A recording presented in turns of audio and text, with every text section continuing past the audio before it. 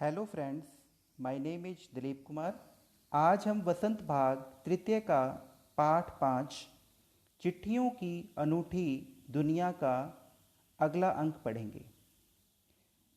जहाँ तक पत्रों का सवाल है, अगर आप बारीकी से उसकी तह में जाएं, तो आपको ऐसा कोई नहीं मिलेगा जिसने कभी किसी पत्र को न लिखा या न लिखवाया हो, या पत्रों का बेसब्री से जिसने इंतजार न किया हो।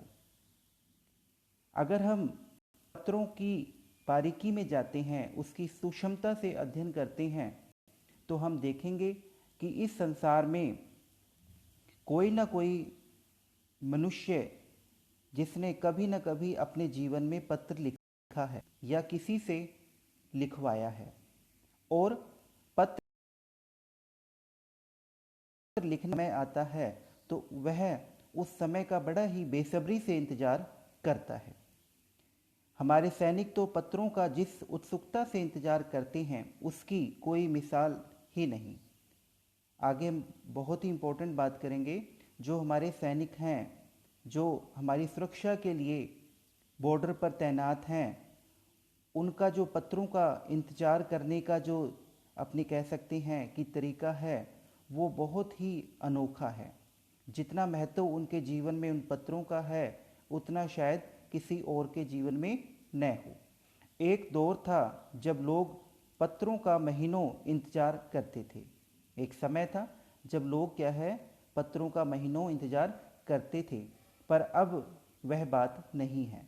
परिवहन साधनों के विकास ने दूरी बहुत घटा दी है। आज के जो आधुनिक युग में नए नए परिवहन साधनों का विकास हुआ है, उसने ये जो पत्रों का जो महत्व है, इसको कहीं ना कहीं कम कर दिया है।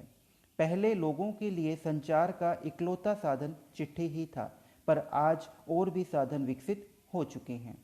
पहले के समय में अगर हम बात करें, जो हमारे संदेश का आदान प्रदान जो किया करता था, वो पत्र ही किया करता था, चिट्ठी ही किया करती थी। पर आज और भी साधन विकसित हो चुके हैं। आज के समय में अगर हम आधुनिक युग की बात करें, तो और भी कई साधन हैं जो हमारे संदेश को एक जगह से दूसरे जगह पर पहुंचा देते हैं। जैसे हम बात करें, ईमेल की बात करें, एसएमएस की बात करें, या व्हाट्सएप की बात करें, ठीक है। तो बहुत सी ऐसी नई नई तकनीक आ चुकी हैं जिन्होंने पत्रों का जो स्थान है वो कम कर दिया। आज देश में ऐसे लोगों की कमी नहीं है जो पुरखों की चिट्ठियों को सहेज कर और विरासत के रूप में रखे हुए हैं। यानी कि अगर हम अपने देश की बात करें, तो हमें ऐसे बहुत से लोग मिल जाएंगे जिन्होंने अपने पूर्वजों के लिखे गए जो पत्र हैं, उनको संभाल कर बड़े ही सुंदर तरीके से अपने विरासत के रूप में रखे हुए हैं। यानी एक धरोहर के रूप में उन्हें रखा हुआ है। या फिर बड़े बड़े लेखक की बात करें,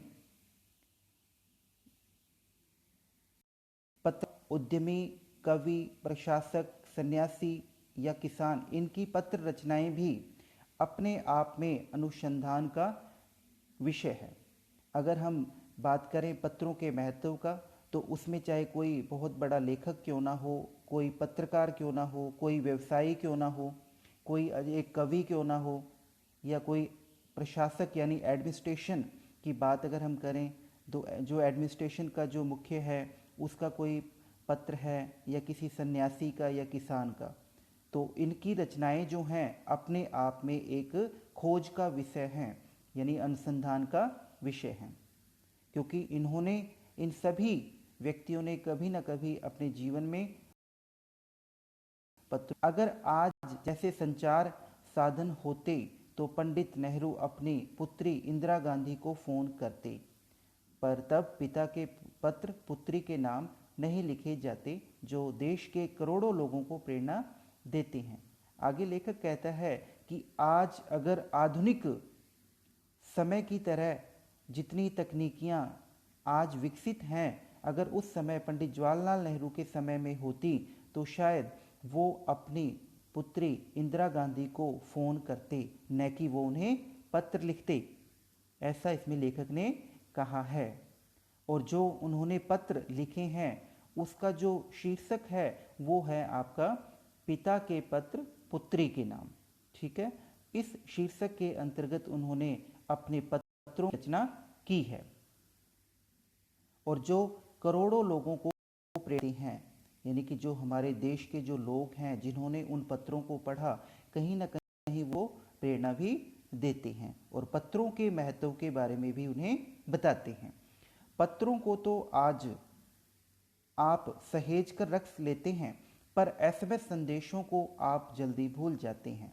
आगे बहुत ही अच्छी बात इसमें लेखक कह रहे हैं कि जो पत्र हैं उनको तो आप संभाल कर रख सकती हैं, लेकिन जो एसएमएस हैं, जो संदेश आप किसी को भेजते हैं या आप किसी से प्राप्त करते हैं, उसे आप जल्दी ही भूल जाते हैं। कितने संदेशों को आप सहेज कर रख सकते हैं? तमाम महान तो सबसे बड़ी यादगार या धरोहर उनके द्वारा लिखे गए पत्र ही हैं।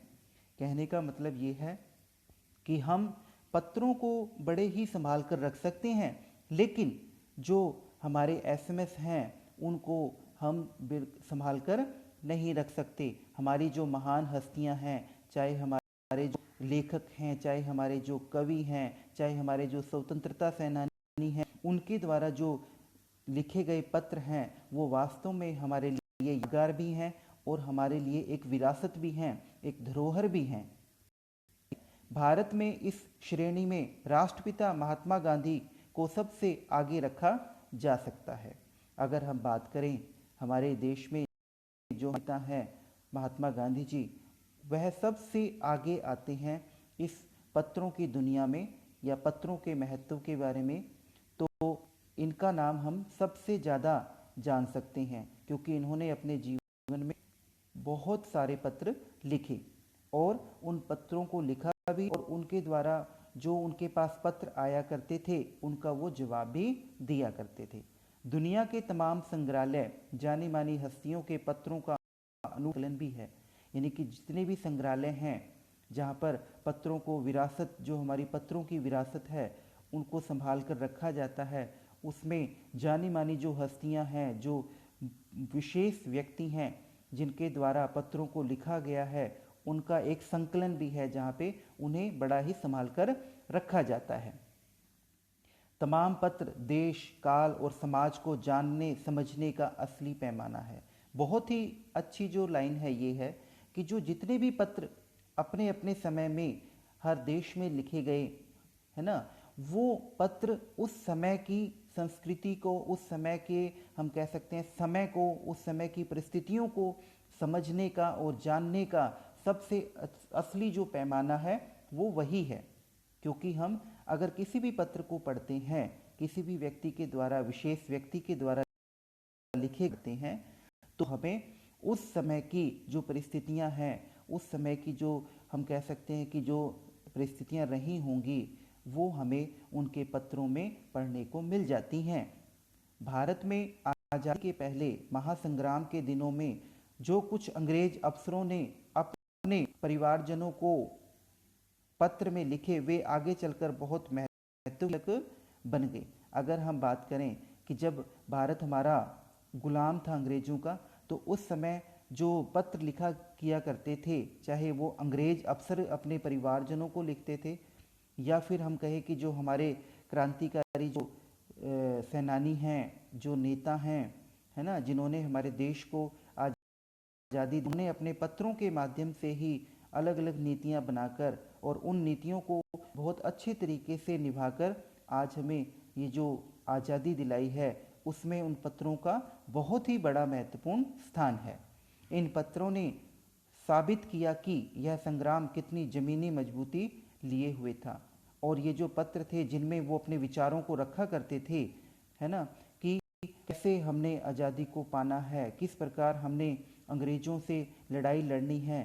तो मतलब उसमें उन बातों का बड़ा ही सुंदर जो अपने कह सकते हैं वर्णन उन पत्रों में किया हुआ है और उन पत्रों को पढ़ने के बाद हमें यह भी मालूम होता है कि वास्तव में वो पत्र कितना ज़मीनी सच को लिए हुए थे। महात्मा गांधी के पास दुनिया भर से तमाम पत्र केवल महात्मा गांधी लिखे आते थे और वे जहाँ भी रहते थे वहाँ तक पहुँच जाते थे। अगर हम हमारे राष्ट्रपिता महात्मा गांधी की बात करें तो उनके पास जितने तमाम पत्र आते थे उनका जो एड्रेस होता था, उनका जो शीर्षक होता था, तो वो होता था हमारा महात्मा गांधी इंडिया। इंडिया का मतलब भारत, क्योंकि वो अपने भारत देश से अपना संबंध रखते थे। और जहाँ पर भी वो रहते थे, वो पत्र जो थे, जो उन्हें भेजा करता था या भेजा करते थे, वो वहाँ पर पहुँच जाता था।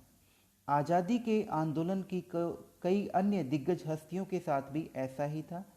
अगर हम बात करें आज़ादी के समय जो आंदोलन चल रहा था, उसमें और भी दिग्गज बहुत ही जानी मानी हस्तियां थीं जिनके साथ ऐसा ही था। वो भी अपने पत्रों के माध्यम से उस समय की जो परिस्थितियां थीं, उस समय का जो अपने कह सकते हैं कि आज़ादी के दौरान जो उनकी नीतियां थीं, उनको उन्होंने अपने पत्रों में जगह दी।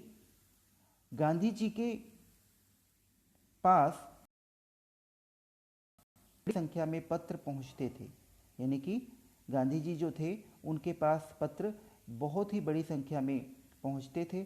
और पर पत्रों का जवाब सवाल के मामले में उनका कोई जोड़ नहीं था। अगर हम बात करें कि जो जवाब दिया करते थे गांधी जी, उसके मामले में कोई भी उनकी बराबरी नहीं कर सकता था। कहा जाता है कि जैसे ही उन्हें पत्र प्राप्त होता था, उसी समय वह उसका जवाब लिख देते थे। अपने हाथों से ही वे उन पत्रों का जवाब दिया करते थे।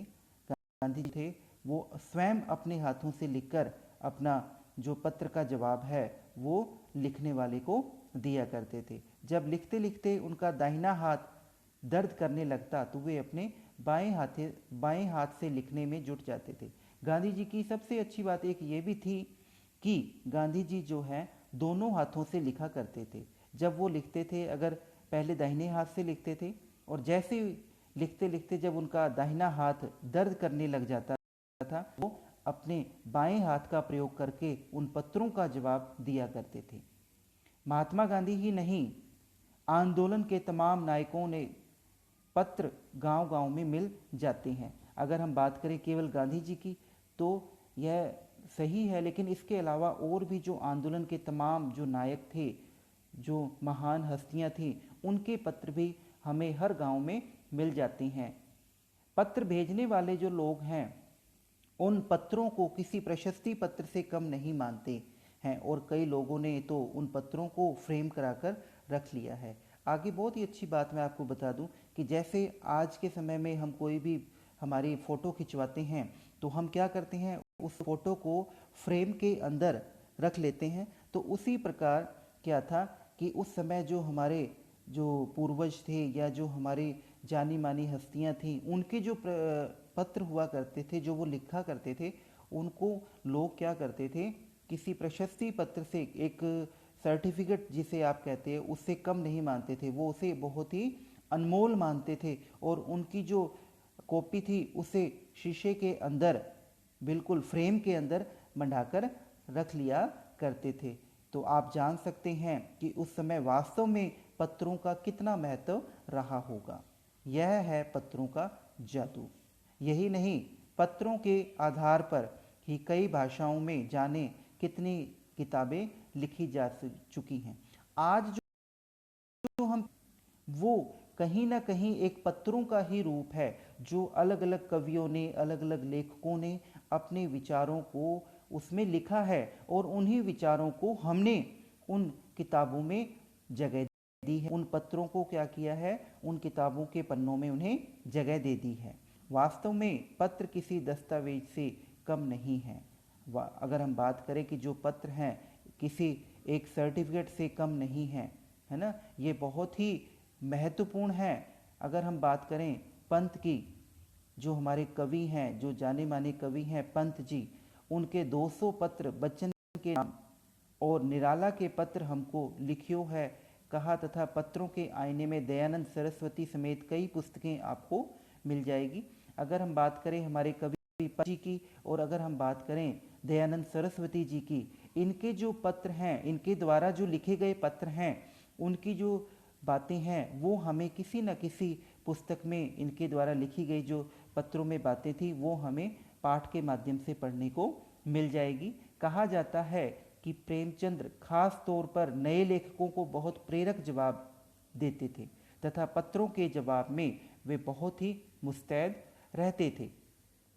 जो अगर हम बात करेंगे प्रेमचंद जी की, जो कि अपने हिंदी साहित्य में अपना बहुत बड़ा स्थान रखते हैं, उनके जो जवाब हैं बहुत ही बेजोड़ था। उनके जो जवाब देने का जो तरीका था वो बहुत ही अलग था और हमेशा वो का जवाब देने के लिए तैयार रहते थे।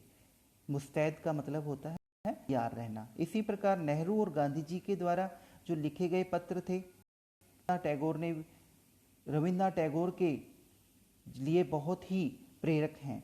यानी कि जो नेहरू और गांधी जी के लिखे गए पत्र हैं वो रविंद्रनाथ टैगोर जी के पत्र भी बहुत प्रेरक हैं। ये बात अगर हम करें महात्मा नेहरू जी की, या हम बात करें महात्मा जी की, या रविंद्रनाथ टैगोर जी की, उनके लिखे गए पत्र भी हमारे प्रेरक रहे हैं, हमें प्रेरणा देने वाले रहे हैं। महात्मा गांधी और कवि महात्मा गांधी और कवि के नाम से महात्मा गांधी और रविन्द्रनाथ टैगोर के बीच सन 1915 से 1941 के बीच के पत्राचार्य का संग्रह प्रकाशित हुआ है, जिसमें बहुत से नए तथ्यों और उनकी मनोदशा का लेखा जोखा हमें मिलता है। यानी कि अब बहुत ही अच्छी बात मैं आपको बता दूं कि महात्मा गांधी और रविन्द्रनाथ टैगोर जी के बीच में जो पत्र का आदान प्रदान हुआ सन 1915 से 1941 के बीच में हुआ, उनमें जो भी तथ्यों को शामिल किया गया उसमें कहीं ना कहीं बहुत सी ऐसी बातें हैं जिन्हें हमें पत्रों को पढ़ने के बाद हमें पता चलता है कि किस प्रकार से जो उनके विचार थे, जो देश की आज़ादी, उनके विचार जो आपस में साझे किए गए थे, उनका वर्णन हम उन पत्रों के माध्यम से सीख सकते हैं, उन पत्रों के माध्यम से जान सकते हैं। पत्र व्यवहार की परंपरा भारत में बहुत पुरानी है, पर इसका असली विकास आज़ादी के बाद ही हुआ है। तमाम सरकारी विभागों की तुलना में सबसे ज़्यादा गुडविल जो है डाक विभाग की ही है। अगर हम पत्र व्यवहार की परंपरा अगर हम देखें तो यह जो भारत में बहुत ही पुरानी है, बहुत ही प्राचीन समय से यह परंपरा जो है पत्रों की यह चल रही है, और इसका जो असली विकास हुआ है वो आज़ादी ही हुआ है। पत्र आज़ादी से पहले भी लिखे जाया करते थे, लेकिन वास्तव में जो इन्होंने पहचान पाई है वो पहचान आज़ादी के बाद ही इनको मिली। अगर हम सरकारी विभागों की तुलना में बात करें, अगर सरकारी विभागों की तुलना करें तो उसमें सबसे ज़्यादा जो विश्वसनीयता जो मिली है वो मिली है डाक विभाग की। ठीक है, इसकी डाक विभाग, इसकी एक खास वजह यह भी है कि यह लोगों को जोड़ने का काम करता है। अगर हम पत्रों की बात करें तो इसका सबसे बड़ा जो योगदान वो है कि कैसे हमने एक दूसरे को जोड़ने का काम करना है। ठीक है, घर घर तक इसकी पहुंच है और हर घर तक यह पत्र हैं ये पहुंचाए जाते हैं। संचार के तमाम उन्नत साधनों के बाद भी चिट्ठी पत्री की हैसियत बरकरार है। अगर हम बात करें कि आधुनिक जो संचार के साधन हैं उनके विकास होने के बावजूद भी, उनका इतना विकास होने के बावजूद भी आज चिट्ठियों का जो महत्व है वास्तव में हमारे जीवन में उतना ही है, पहले भी था। शहरी इलाकों में आलीशान हवेलियां हों या फिर झोपड़पट्टियों में रह रहे लोग, या दुर्गम जंगलों से घिरे गांव हों, या फिर बर्फबारी के बीच जी रहे पहाड़ों के लोग, अगर हम बात करें पत्रों के महत्व के बारे में, चाहे वो आलीशान मकान हैं, चाहे वो घास फूस के बनी झोपड़ियां हैं, या ऐसे जंगल जहाँ पर जो ऐसे गांव जो जंगलों से घिरे हुए हैं जहाँ पे जाना बहुत ही असंभव है, या हम बात करें बर्फबारी के बीच रह रहे पहाड़ों में जो लोग हैं उनकी, या समुद्र तट पर रह रहे मछुआरों की बात करें, या रेगिस्तान की डाड़ियों में जो रह रहे लोग हैं उनकी बात करें, तो वास्तव में उन सभी लोगों को उनका बड़ा ही बेसब्री से इंतजार रहता है। बड़े ही उत्सुकता के साथ वो उन पत्रों का इंतजार करते हैं, क्योंकि उन पत्रों से उनकी जो घर गृहस्थी है, उनका जो अपने कह सकते हैं जीवन यापन है, उनके माध्यम से ही चलता है। क्योंकि जो मनी ऑर्डर की अगर हम बात करें, जो मनी ऑर्डर आता है, मनी ऑर्डर जो है वो डाक विभाग के द्वारा भेजा, डाकिया जब उस मनी ऑर्डर को लेकर जाता है गाँव के अंदर, को जब देता है, तो उस मनी ऑर्डर को पाकर उस व्यक्ति के जो चेहरे पर प्रसन्नता हमें दिखाई देती है, हम वास्तव में उस प्रसन्नता की कभी भी कंपेयर किसी से नहीं कर सकते। जो खुशी उसके चेहरे पर आती है वो बड़ी ही अतुलनीय होती है, हम उसके साथ किसी की तुलना नहीं कर सकते। एक दो नहीं, करोड़ों लोग खतों और अन्य सेवाओं के लिए रोज भारतीय डाकघरों के दरवाजों पर पहुंचते हैं। अगर हम बात करें हमारे हिंदुस्तान की, यहाँ पर जो रहने वाले करोड़ों लोग हैं वो या तो पत्रों को प्राप्त करने के लिए या अन्य सेवाओं के लिए, है ना, या किसी और भी विशेष काम के लिए डाकघर जाते हैं, है ना। तो हम कह सकते हैं कि उनके जीवन में एक डाकघर का कितना महत्व है, यह हमें उन पत्रों के माध्यम से हमें मालूम होता है। दूर देहात में लाखों लोग, गरीब लोग घरों में जो उनके जो चूल्हे हैं वो मनी ऑर्डर की अर्थव्यवस्था से ही चलते हैं। इसमें लेखक बहुत ही अच्छी बात लिख रहा है कि जो गांव के रहने वाले लोग हैं, ठीक है, जहाँ पर आधुनिकतम संचार के साधनों का विकास नहीं है ना, तो वहाँ पर जो मनी ऑर्डर है वो उनके घरों की अर्थव्यवस्था को चलाते हैं। उसमें डाक जो विभाग है उसका बहुत ही महत्वपूर्ण स्थान है। गांव या गरीब बस्तियों में चिट्ठी या मनी ऑर्डर लेकर पहुंचने वाला डाकिया देवदूत के रूप में देखा जाता है। अपनी अंतिम पंक्तियों में जो लेखक हैं बहुत ही अच्छी बात लिख रहे हैं कि जो गांव है, गांव की बात करें या गरीब बस्तियों की हम बात करें, तो उसमें जो चिट्ठी लेकर या मनी ऑर्डर लेकर जो पहुंचने वाला जो डाक विभाग का जो अपने कह सकते हैं कर्मचारी है, देते हैं, वो किसी देवदूत यानी भगवान का भेजा हुआ एक अपने बहुत ही अनमोल व्यक्ति होता है। देवदूत मतलब भगवान का भेजा हुआ दूत अपने कह सकती हैं। तो वो उस प्रकार से वहाँ गरीब बस्तियों में रहने वाले लोगों को लगता है, जो कि उनके लिए मनी ऑर्डर लेकर आता है, जो कि उनके जीवन बनाने के लिए अपना एक विशेष योगदान देती हैं। तो इस प्रकार से हमने इस पाठ में चिट्ठियों की अनूठी दुनिया के बारे में और किस प्रकार ये पत्र हमारे जीवन में अपना कितना महत्वपूर्ण स्थान रखते हैं उसके बारे में भी हमने ध्यान से इसके बारे में जानकारी ली है। तो आज हमारा ये जो पाठ है यहीं पर समाप्त होता है। धन्यवाद।